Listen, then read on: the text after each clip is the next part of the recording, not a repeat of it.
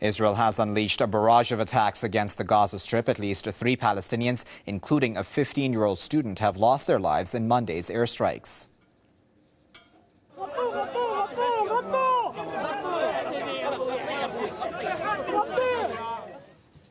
At least 6 other students on their way to school were injured as Israeli jets bombarded northern Gaza. The latest death brings to 21 the number of Palestinians killed in Israeli military attacks since Friday.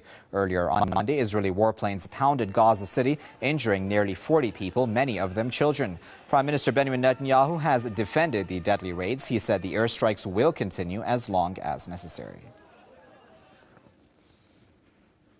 To discuss that a bit further, we're joined by Hani al-Basous, professor at the Islamic University of Gaza, who's joining us now via satellite from Gaza. Professor, thank you very much for joining us. Now, do you see a connection between Netanyahu's recent visit to the U.S. and this escalation in attacks on Gaza? If so, do you believe Netanyahu's gotten a green light of sorts from the U.S. to escalate tensions? Yes, I think so, that the Israeli administration led by Netanyahu has taken the green light from the United States administration, which was given by Obama to Netanyahu directly, giving him the green light to attack the Palestinian people, to kill as many people as they can. I think the United States is convicted by what the Israeli army is doing in the Gaza Strip, which has been killing people. This morning, that still for the last 2 hours, some attacks on the Gaza Strip continuous by the Israeli military forces.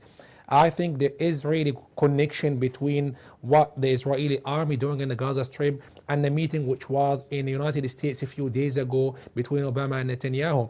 I think the Israeli army feeling that they have no responsibility and the international community will not proceed against them in any case. This is why I think the Israeli army is continuing killing people in the Gaza Strip. The attacks has been for the past 3 days led by the machines and by the airstrikes against the Gaza Strip, and up to this minute I think the situation is still tense, and I expect that even continuous escalation will be in the next few hours and the next few days. Right, Professor, the international community has largely remained silent on both the siege of Gaza as well as regular attacks that Israel carries out on the enclave. How do the people of Gaza cope with this international silence? I think the people of Gaza are so frustrated at the international community, as this community did not take any stand to support the Palestinian people up to this minute. I think even the United States administration was supporting the Israeli side, and they undermine the freedom and rights of the Palestinian people. The international community has done nothing.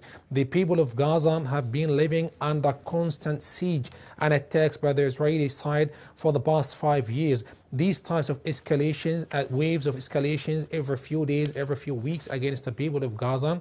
And meanwhile, we're watching the international community has been silent, did not take any stand, did not take any step to stop the Israeli escalation against Gaza. I think the international community, if it believes in peace, democracy and prosperity, they have to take a step to stop the Israeli escalation.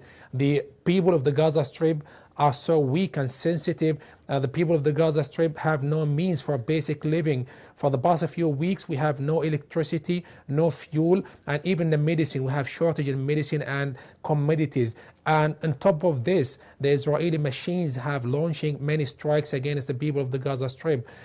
People here in Gaza start to question the international community and its own position at this minute. And we have witnessed that even the international human rights organizations and the United Nations haven't taken any step to support the Palestinian people, in which that we believe at this time that any step should be taken now to alleviate the suffering of the Palestinian people would help so much.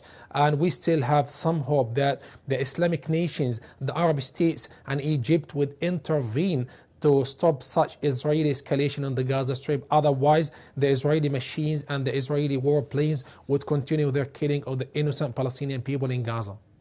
All right, we'll have to leave it there for now. That's Professor Hani al-Basous with the Islamic University of Gaza. Professor, we appreciate your insight here at Press TV.